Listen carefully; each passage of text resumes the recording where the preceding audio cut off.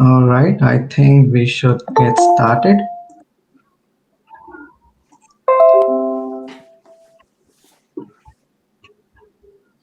So, hello everyone, welcome you all. Very good morning, good evening, according to your time zones.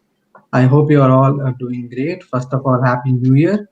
So, I am Anudit Verma, the DSC lead at Cal State Long Beach, and I welcome you all to our first event of 2021. So, without further ado, let me get started. So, I will quickly introduce you to my core team. We got Kevin as our technical lead. We have Jacob as our outreach lead. Luke handles the communication, Sujoy handles the event, and Brenda look after the creative things. Hi, Brenda. And yeah, that's me. So let's welcome our guests. Let me welcome Daniel and Madhusha, who are the program manager for Developer Student Clubs. We are very glad to have you with us. How are you guys? Doing very well. Howdy from Austin, Texas, y'all. I'm very excited to be here, get to answer all of your questions about the solution challenge, and see where y'all go from here. Thanks for having me. Hey everybody, I'm from based in Toronto. Good to be here. Nice. So let me kickstart today's event. So I'll start defining what a solution challenge is. So Google Solution Challenge is an annual contest that is hosted to solve pressing issues that the world is facing right now. So this year we will be solving one or more of the United Nations 17 sustainable development goals using Google technologies. So we got Brenda who will be explaining about the 17 sustainable goals. Over to you, Brenda. Can you hear me? Yeah, we can hear you. Okay. So there's 17. There's no poverty, zero hunger, good health and well-being, quality education, gender equality, clean water and sanitation, affordable and clean energy, decent work and economic growth, industry innovation, and infraction. I can't see that really well. Reduce equalities, sustainable cities and communities, responsible consumption and production, climate action, life below water, life and land, peace and justice and strong institutions and partnerships for the growth or for the goals. Yeah. Let me play a short video, so like from the United Nations to help you understand deeply about these issues.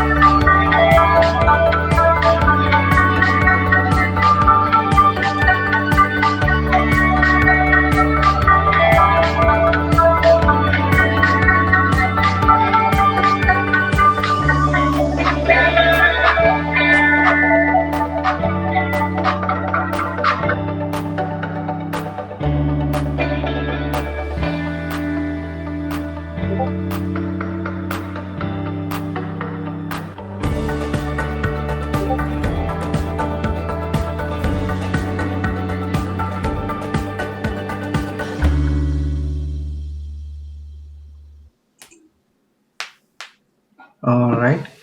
So there is a website developed by United Nations. Let me quickly share that website with you guys. So we will get a better breakdown of all the goals. So if it's a beautiful website to be honest, so it gives you a detailed overview about each of the goals. So if say let's go with the third one that says good health and well-being. So if you click on this one, and it gives you information about the goal, and it tells you about the overview before and like COVID implications and everything. And there are related events that may be upcoming and that were hosted before, so you can get a better picture of this goal. And also there are some target and indicators. So if you are going to pursue with this goal, there are some of the target that says it could be achievable by 2030, like reduce the global maternal maternal mortality rate ratio and everything. So yeah, it's really informational, and how like it's really cool and informative. Let me quickly jump back to the slides.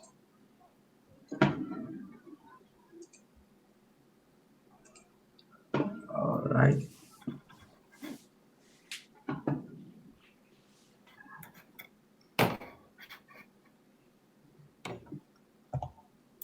So yeah, here's the exciting bit. So Kevin will explain you about the prizes. Yeah. Hello, everyone. So now we're going to discuss the prizes for this solution challenge. All participants receive a Google Developers Digital Profile Badge and an official certificate. And the top 50 teams receive a customized mentorship from Googlers and experts to take solutions to the next level. The top 10 finalists receive additional mentorship swag, a 1-year subscription to Pluralsight, and the opportunity to showcase solutions to Googlers and developers all around the world at Demo Day live on YouTube. And the top 3 winners receive a Chromebook, a private meeting with a Google executive, and a feature on the Google Developers blog. Next, we'll talk about the timeline of the solution challenge. So the first phase is the registering phase, which begins January 12th. And next we will have the second phase, which is the learn and build. And the submissions for building the solution challenge will open on March 1st and will close on March 31st. And the third phase is the deep mentorship phase that we mentioned earlier from the prizes, where the top 50 members will receive mentorship from Googlers. And the top 50 winners will be announced beginning of May. And the final solution resubmission will be in the beginning of July. And the top 10 solutions will be announced in the end of July, or close to the end of July. And for the last phase is the demo day, which will begin in August, and the top 3 winners will be announced towards the end of August. Next, we'll discuss the judging criteria. So there are 2 sections in which the judging will take place for the solution challenge. The first section is for impact, which has a total of 60 points. So the first 10 points are allocated to whether or not the solution challenge establishes a clear challenge focused on one or more of the United Nations 17 Sustainable Development Goals. The next 20 points are based on how effectively does the solution challenge address the challenge identified by the team. The next 10 points represent whether there's evidence of a next step. Does the team display a plan for future extension if they were to continue? Next, is there evidence that the solution has been thoroughly tested with real users? And finally, is there evidence that the solution was iterated upon based on user feedback? For the technology section, it is worth a total of 40 points. The first 10 points are based off whether the solution implements all the tech components needed to solve the challenge. Has the team clearly explained what Google technology they used, why, and included guidance on how to run their code? Next, does the video demonstration show the working solution and how a user will interact with the solution? Does the does the demonstration highlight how Google's technologies are implemented and also mention the value the technology provides the users? And finally, has the team made effective product and technical decisions for their solution? So that will be for a total of 100 points for the impact and the tech section for the judging criteria. Next, we'll talk about the benefits of the solution challenge. Perfect. So for the benefits of participating in the solution challenge, we're going to get a chance to work with Googlers, experts in big companies. We're also going to get mentorship and from the Google Expert Program. And my favorite too, you get to learn new skills and something new and exciting, and this is free, which is a big deal. Another thing, we get to actually solve real life problems and make an impact. And then we also get to build an amazing project and showcase on the Google platform, and a lot more, like working in a team and just so many other things. So next, we're going to talk about identifying a problem. So what problems or challenges do we face daily? We're going to ask, is this a personal problem or a common problem? Like, does our solution affect students or just anybody? We're going to conduct surveys and ask people what they think can be solved in our community, which we've already done by tasking ourselves with surveying opinions of our classmates. So yeah. Thank you, Luke. So to further extend the idea of identifying a problem, you can use a popular method called design sprint. So this exercise was developed at Google Venture. So basically it's a 5-day exercise which includes a flexible framework for solving problems through designing, prototyping, and test the idea with the users. So it will also help you validate the idea before going through the energy of building a product. So over to you, right? If you can see a breakdown of all the stuff you can do by understanding, then doing the design phase and sketching, deciding, prototyping, and then validating. We will be sharing all of these resources with our community after the presentation. So the next phase is defining your solution. So after identifying a problem in your community, you can ask these very simple questions. So like, what is the problem? Who is dealing with it? Why does it happen? Where does it happen? How does it begin? And what would a complete solution would look like? So this will be incredibly helpful in building your solution. Now Shujoy will tell you about some key points on team formation. Over to you, Shujoy. Thank you, Anudit. So while technically you could work on the solution on your own, the best practice is to form a team, get a group of people helping you out. Any team can have up to 4 teammates with at least 1 student from the university that the Google DSC is based out of. And ideally, you want a team that has a variety of skills, whether it be technical or soft skills. Another piece of common advice is to have someone lead the team. Now, leading the team doesn't necessarily mean they'll make all the decisions or have absolute command, but it's more of having someone help with project organization, whether it's keeping focus on your goals or configuring your solution.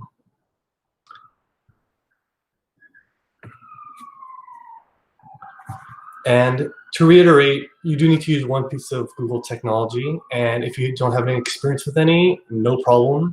Google has these self-paced code labs you could use to teach yourself all these technology, whether it's Kotlin, if you want to use a mobile app, Flutter for front end, or Firebase, which helps with making web app or mobile apps faster. And I believe at some point there will be a link shared, but again, Google this and you will have these resources at your disposal.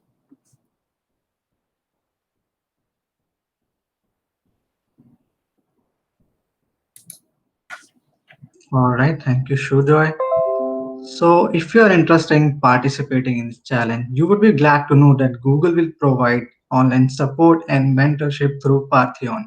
So, basically, Partheon is a platform for online community platform with a dedicated hub for solution challenge participants. So, as soon as you register for the solution challenge, you will receive an email with instruction on how you can join the online community. I would like Daniel to maybe elaborate on this online support and mentorship, if you would. Yeah. So one of the things that is important to notate about the Solution Challenge is it's going to be hosted virtually this year, with many of our DSC campuses, still being virtual at the beginning of 2021. So what we've done is we've kind of doubled down and invested in having a network where y'all can still get connected with experts in real time via this Parthenon community. So what this is kind of envision almost like a Reddit page or kind of like a forum page. There will be different places where you can kind of identify the technology that you're working on, the type of assistance that you need. From there, we Google developers, correct me if I'm wrong here, Madusha, but we have roughly 100 Google developer experts and different Googlers who are going to be helping and mentoring y'all through this process.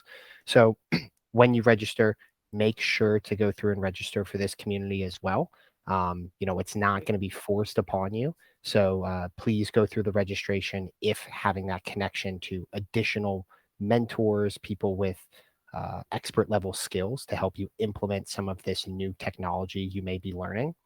The other thing I'd like to briefly mention here is it's also a great opportunity to potentially take some of these mentors and see if they'd be available to host like a larger type of meeting like this to teach that technology to more than just that one team, right? So while yes, this platform is for you specifically with your project, never hurts to look at it from the one team, one dream mindset and maybe help your fellow students as well. Thank you, Daniel, for the explanation. I have some questions regarding this platform. So, if I register as a team, so would be getting a mentor matching with like someone who would be assisting us throughout the whole timeline? I don't know whether that's the case. This is more of a FAQ. We put a question and get answered kind of a system in place. So this is just one resource. We already have a Discord server, and our DSC leads on our Slack channel. So let's say Anudit were to say, hey, does anybody know expert in XYZ in Firebase, for example? You have other GD DSCs who are running Firebase series. We have Flutter experts who are on that community as well. And that's why we have two. So the Slack channel is for the DSC leads, but then the Discord is for everybody else that you can jump on it as well. Now, on top of that, we have other resources. So for example, we have a whole Firebase group, Flutter group. This is mail-in who have, on average, close to 10,000 to 20,000 people on those mailing lists who can also jump in and ask questions. So leverage every resource that you have. Obviously, test out this platform, see how you feel about it, and then also tap into other resources that we have. And more than happy to reach out to me and Danny as well. Great, thank you so much. So yeah, that's about it from us. If you have any questions, please feel free to ask us directly from Adusha and Corey. This is the best time to ask them directly. So yeah, feel free. I think the one thing I would also like to highlight is take a look at last year's demo day. We had a great presentation with 10 projects that was showcased from all around the world. And this will give you an idea as to what we like to see or what got selected. So a few things. Yes, the date of the competition got kicked off in January 12th. But let's say your buddies started playing around with this since fall in September. You still qualify to submit as long as it's within that school year. And then the other part I can highlight is do this because you're passionate about it. And I know there's a 17 criteria that we put forward. Find out a problem that you're passionate about and then figure out where it fits in under those 17 categories. So the reason we added the 17 categories is to give you a little bit more guidance, because last year students were a bit confused as to what direction they should take. They didn't have anything to compare it against. So we saw a lot of Uber for X, Uber for dogs, Uber for cats, and dog food and all that stuff. And then the famous hackathon project is, hey, this is, they put this camera and it detects whether this is recyclable or is it plastic or so we started getting some of those projects as well. There's nothing wrong with it, but we wanted to show you that what impact is going to look like. So the winning submission came from one North America was Corona AI. They took some of the tools that we had and flipped the whole thing upside down and build a MRI with TensorFlow and a few little sensors, which was kind of got us all just scratching our heads. So aim high, and if you need any guidance as to how you want to structure it, let us know. And then the other thing is, what are we looking for when it comes? I think we got this question yesterday. Are we looking for an MVP? Yes, the product needs to work. However, we want you to show us how we got to that point, or you have any validation. So if you go back to the evaluation criteria, I think 30% of that is need to come from your user experience. So don't wait till the last minute, even if you have a good idea. Try to take a stab at it early on, and then you can slowly get more feedback from it. Before I jump back out, another thing I want to explain to you is we are running multiple series within our North American community that I highly recommend you tune in. We're running a very comprehensive design thinking workshop series with 2 GDEs and a few other experts who actually build products and services for governments as well as Fortune 500 level companies. And you can always ask them questions, and we want to make those series very interactive. And you can, and they recommended that you as students present your problems at the first few sessions, and then the whole series will walk you through as to how you would find a solution at each stage. So it's going to be very relevant to you as you go through it. So there are a lot of resources available, and me and Danny, we're more than happy to help out with anything else you have. And if you happen to have any other ideas that you think we should implement, don't hesitate to let us know. Great. Thank you for sharing the insights, Madhusha. And speaking of the solution challenge demo day, and there was a really awesome project that Madhusha mentioned about the Corona AI. Let me just quickly share some of the glimpse of the project to give you an idea what the impact could be of the solution challenge. So let me quickly share the tab. Is anybody working on a project already? Or Yeah, our whole chapter is actually working on a project for like the past couple months, and so I guess I kind of wanted to ask a question about the 4 team member limit. Is it okay if we have larger than that, but only 4 people are going up to present? okay, here's the deal. I reckon the reason we put 4 people is not just to present. The reason we say 4 people is if you have 50, there's hardly anybody else doing anything. There's going to be 1 or 2 people who's going to carry the whole project, and we've seen that happen in the past. And personally, me being a student in the past, I know how the slackers work. I know who when people were. I know who's actually doing the work. So that's why the limitation needs to be 4 people. But I recommend you do it that way and encourage them to break into other projects, maybe something that's complementary to what you are all doing, and then see how that goes as well. So 4 is the whole team should be 4. That's our recommendation, not just for presentation purposes. Okay. Also, I have a question to Madhusha. Danny, I don't know whether you have anything to add there. I was just going to take the next question from chat, Okay, but sure. sounds like there was another question, so go ahead. Oh yeah. So it's about if a team has already been working throughout the winters and they kind of retrofit or fit in their idea amongst all the like each one specific goal. So how would you like advise that team to go further? Would you like to push them to, you have to solve like a forcefully mandate to sort of thing, or they can build the idea upon it and just get qualified to get that uh, solve the goal.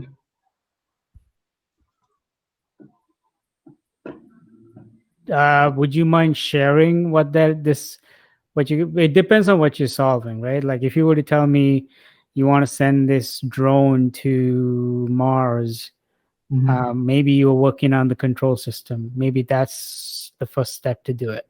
So it really depends on what you're working on. If you're comfortable sharing with the rest of the team, then we can dive a little more deeper into it. All right, sounds good. Do you want to share it now so we can critique it or no? We can talk about later. It's not Okay. about art. I mean, it's a someone did ask this thing about like other DSC league. So yeah. So if there's one framework I can give you is figure out what an ideal solution for a customer would look like, and then work your way back. But then at the same time, make sure you don't just test it with your mom and your grandmother. You actually talk to some potential users of it, and then keep that relationship going.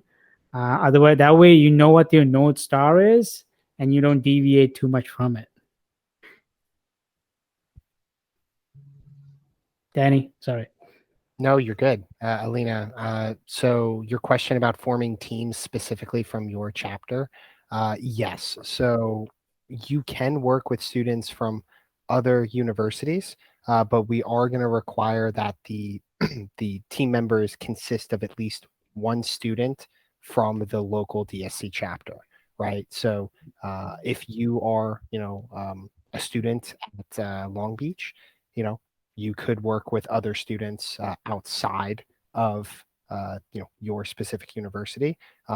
However, they have to be connected to someone on y'all's campus, right? Not just someone who joins the meetings, but someone who, if campus were to open and y'all could get back in person in classes, they could go in person to those. If someone's having a hard time finding a team, I would, number one, in your external communication channels like your Slack or Discord, reach out and let people know about the type of solution you're wanting to pull together. From there, if you're not getting a ton of response on your idea, as Madhusha mentioned earlier, we do have some other communities, Discord and Slack, which you may be able to find teammates to work with. So just let us know kind of how that search goes, and we're happy to help connect you where we can. Great, thank you. I have a question. I was just wondering, where can we see entries from the last challenge? So if you in the chat window, you'll see a YouTube playlist that I shared about Demo Day. So that's going to be the full playlist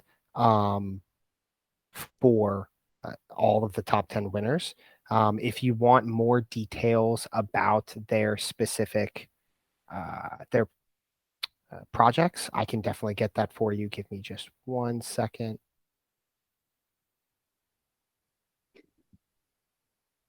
Okay. I think it's on the page 2. 1 second.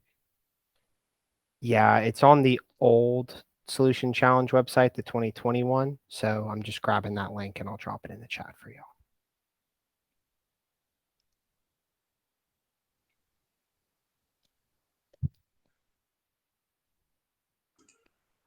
Well, guys, do you have any questions? It's the best time to ask to Madhusha and Daniel. They will be here for a while. So I had a question. First of all, I want to say thank you, Daniel and Madhusha, for giving us some insights. My question is more so of I guess, wanting to get more insights. So what I mean by that is it is CSULB's first time participating in the Solution Challenge. And of course, I feel like I can say for most of us, we're very passionate about it and we want to do the best job that we can. So, and as I think, Madhusha, you mentioned that you have seen many people submit the Solution Challenge. So I was just wondering if you can share with us, and Daniel as well, what advice you have for us, so that way we can work as a team successfully and do the best that we can. Yeah. So one of the things I would definitely advise y'all to do, don't view this as a hackathon, right? This isn't something where you're going to have 48 hours to string something together and then never touch it again, right? We want y'all to really slow down, and we want y'all to approach this as a long-term project, right? So really commit to finding an idea which would motivate you during, you know, frustrating times, right? You know, building a real world solution does come with, you know, issues as you go to implement code or go to implement, you know, specific technologies. It doesn't always go the way you would like. So having that to fall back on is definitely important. The other thing I would say here is, before you even begin working on anything, right? Look at your solution, look at different types of technology you could use. And I would actually encourage all of y'all to take this opportunity to grab something new that you haven't worked with before, right? So whether that be TensorFlow, right? Whether that be, you know, maybe working with Flutter. This is the opportunity for y'all to really learn more using our resources and get to showcase how awesome, you know, of a student and, you know, a computer science, you know, guru that you are, right? So I don't want you to think, okay, I have to get started right now. You don't have to open up your laptop and begin working on code. I would actually advise the opposite. Take a week to really think about different ideas. Look at those 17 goals and really try to find out how you could help people who are being affected during this time, right? Uh, from there, look at the code labs that we've shared, right? Look at the different technologies out there that you may have not even known about. Share with the team here what kind of support you would need, and allow them to help, you know, host workshops, connect you with additional mentors, Madusha and I, to help, right? This is going to be a very different process than most of y'all have experienced before. So don't sell yourself short, right? You're going to get out of this what you put into it. So don't wait till the final 2 weeks of this competition, right? Start now, set up a plan, and stick to it. Sorry, I know that was a long-winded answer, but yeah. Thank you. I appreciate it. So I wanted to return back to the question I asked previously, and kind of give a little bit of background on what we've been working on. So we basically devised this problem that we're going to solve about a couple months back. We broke into 3 separate departments for UI, UX, front end, and back end. And we've already had a lot of contributors already. We've made a lot of stuff with Flutter. We've done a wireframe with UI, UX, and we've been doing some design in the back end. And so to limit ourselves to 4 team members, that would mean that all those people who have already contributed are essentially going to either get kicked out, or they're going to have to go do their own thing. I'm just wondering if that's a hard requirement to follow. As of this point, it is something we are restricting the team size. That being said, you know, maybe there's a way to still be able to have people continue working off the same solution, but utilizing different technologies to get to the end goal, right? Just a thought there. I don't know exactly what y'all have built behind the scenes, but maybe there's a point where y'all can kind of split and come up with multiple solutions, right? I'll give the example of kind of video conferencing software. You know, there's a lot of different ones out there that solve the problem. They do different things slightly differently. So yes, I know it's going to be a challenge, and I'm happy to, you know, partner with you and kind of help you work through that, you know, dissemination of those students and then making sure it gets lost. But it is a hard restriction of 4 team members per registration for this Okay. year.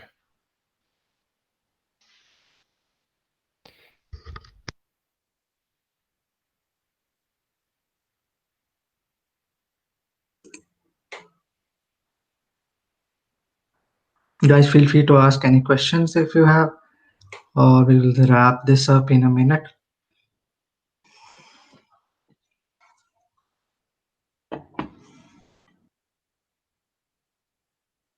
We do have a question. So on that note, okay. There is no limit to the number of teams. I guess, yeah, Anudeep, could you read the question? Yes. So looks like someone asked, is there a limit to the number of teams competing? I assume that's per your local DSC chapter. We're not going to limit the number of teams y'all's chapter can form. We're not going to limit the number of projects that y'all can submit. What we're looking for is just that y'all adhere to the previous rules, right? So like the team size of 4, 8 being 18 years or older, using one or more Google product or service at a minimum, as well as some of the additional, things outlined in our terms and conditions, like what you have to submit. There is no limitations from our end.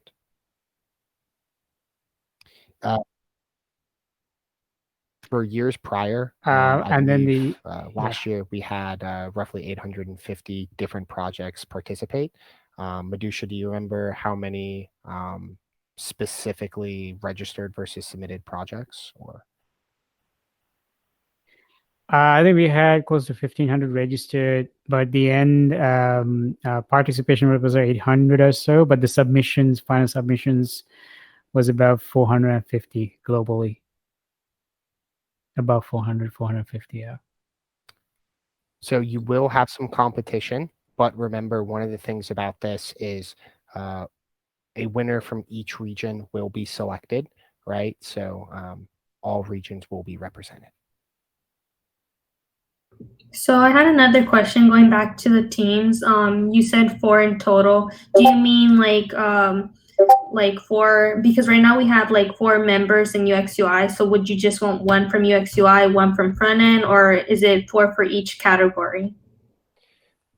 It's 4 for the overall solution, right? So let's say I was working on sending a drone to Mars. I can only have 4 people working on that entire project together, right?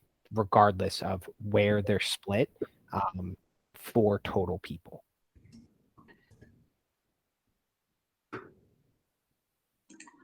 So it could be like each one of the team leads from that department could represent something like that.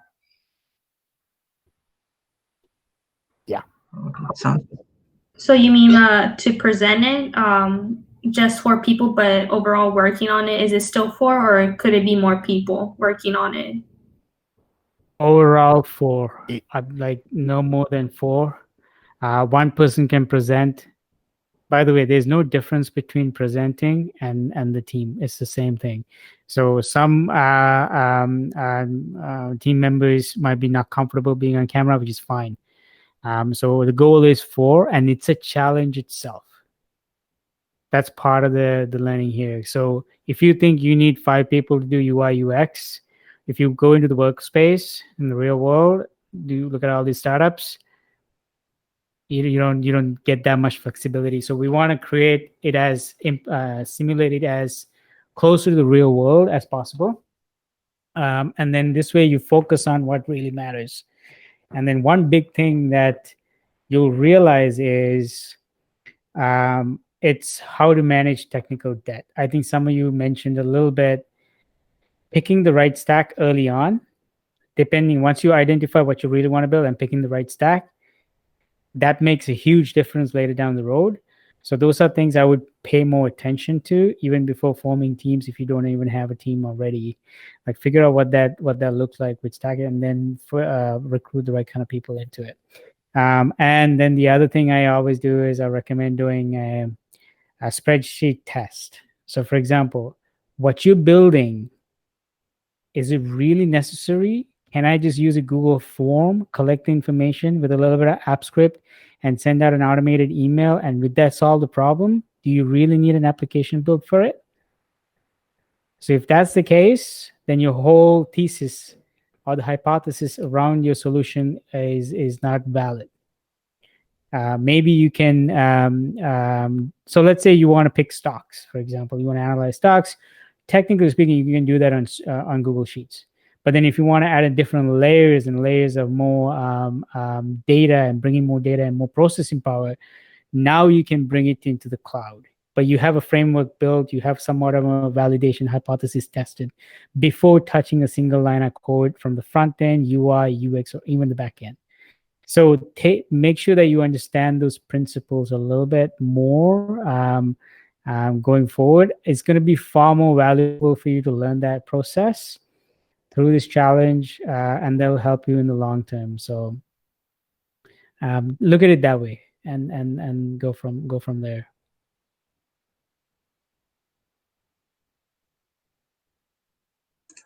We got a question from Rani. So Timelines to work out logistical specifically, it seems like a big task to look over. There's 400 submissions. Things like how many judges. We have plenty of resources available, and I think it takes a month or so to go through all the submissions. The other thing we do is you need to submit your code. Keep that in mind. I highly recommend you read all the rules on a competition. The reason being, last year, a few cases where students who worked on capstone projects wanted to submit it, and then the professor didn't want them to. There might be other collaborations, maybe other support networks or supporting, maybe the organization that you're building it to didn't want to be shared, didn't want it to be public. Yes, you are building this for a competition, but make sure that that's the right case. And in that case, the students decided to say, okay, forget about the competition. I love what I'm building here. I want that to be the focus on it, and then not submit it. Totally fine. So make sure that you understand the rules. And then if you're building it for a third-party organization, they're familiar with what requirements are for the competition as well.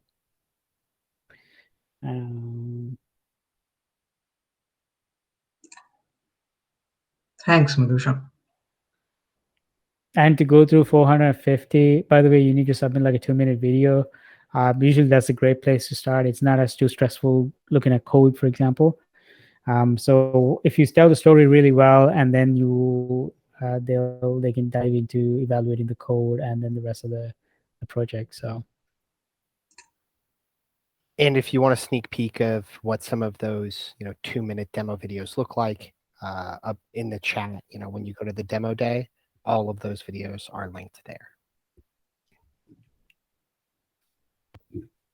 I got a question regarding the submission. So we do have like requirement to submit a 2-minute video. So we will be. My question is, do we need to require our implementation? It should be live somewhere, like a hosted on a service or something, or the video will do. Sorry. If I could, I'd love to just take over and share my screen for a second. I think there's a place on the Solution Challenge website that would be great for everyone to go to, because it outlines everything in our terms and conditions. So my screen should be presenting now. I think it's still loading. Sorry, y'all. Cool. So you should see here Google Developer Student Club Solution Challenge 2021. So I'm just under the terms and conditions tab here. This is where everything is broken down, but specifically because we're talking about the video, I want to show y'all that portion. So in the video, right, submitted to YouTube, that is no longer than 120 seconds in length and must meet the following criteria. At the very bottom, you'll see that it says the demo must show your working application. It must show how a user will interact with the custom code built by the team running through the user interface. So yes, we want it to be a full functioning, application, product, whatever it is you're aiming to solve. Thank you so much for this. Of course. Anyone have anything else on the terms and conditions they were kind of just curious about while I have this displayed?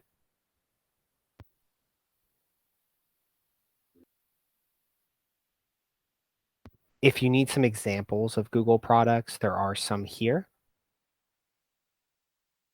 right? But it's definitely not limited to. We have tons.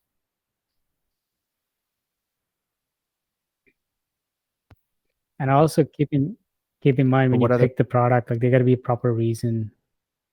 So don't just chase after, I don't know. I can't even give a good example because everything we do is good. So, like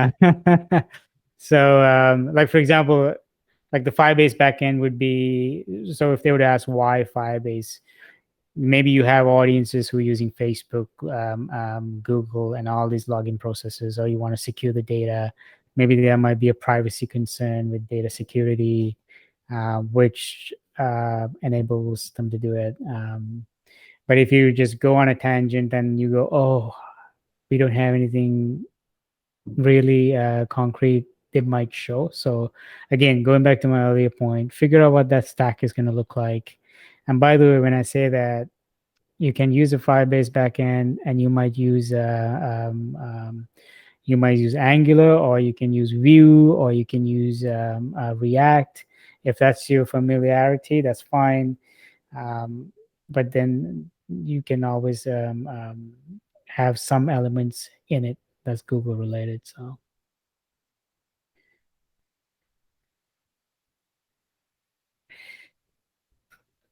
any other questions?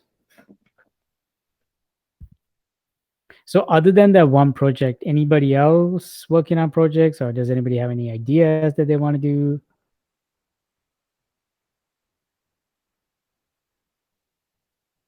And by the way, how big is your community, Anudit?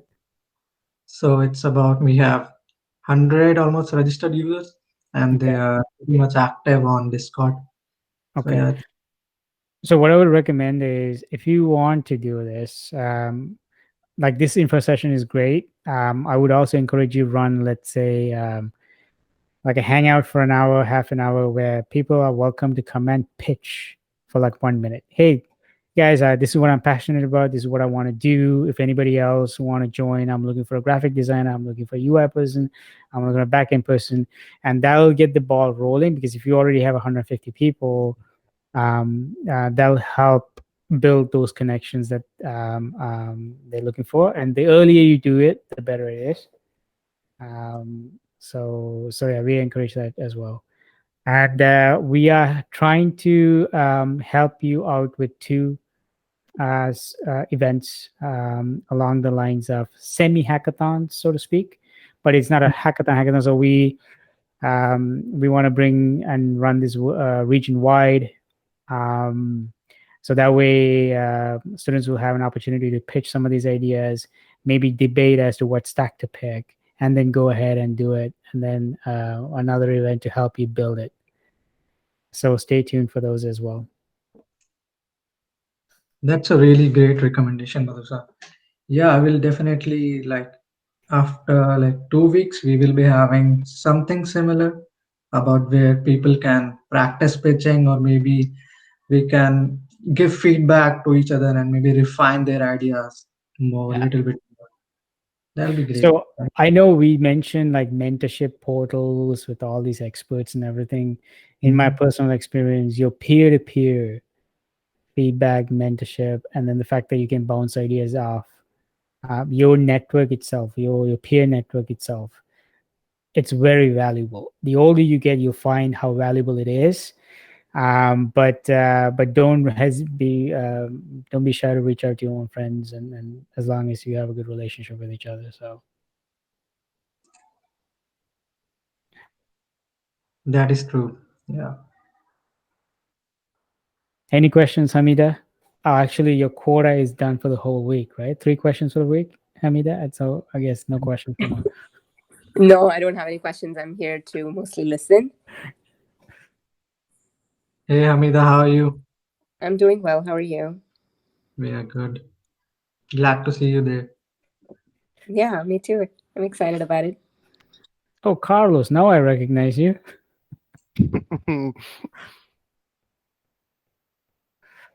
Awesome. Danny, anything else you want to add? You know, I just I know when we look at this challenge, it does seem a little daunting. So one of the things I just want to finish here with is have fun, right? This is an opportunity to use Google's resources, grow your network, you know, make a name for yourself, if you will, right? So have fun, you know, commit to the process and reach out to us if there's anything we can do along the way to help you out. You know, we're here to support you, not just come into a meeting, say hi and then leave. We're here for much more than that. You just have to let us know how we can help. All right. So on that note, I'd like to conclude today's event. So thank you so much for all showing up, and thank you so much, Daniel and Madhushar, to taking valuable time to spend with us and asking us burning questions and answering them. So yeah, thank you so much, and we will see you in our next event. Bye guys. Thank you so much. Bye, y'all. Thank you. Bye bye. Bye.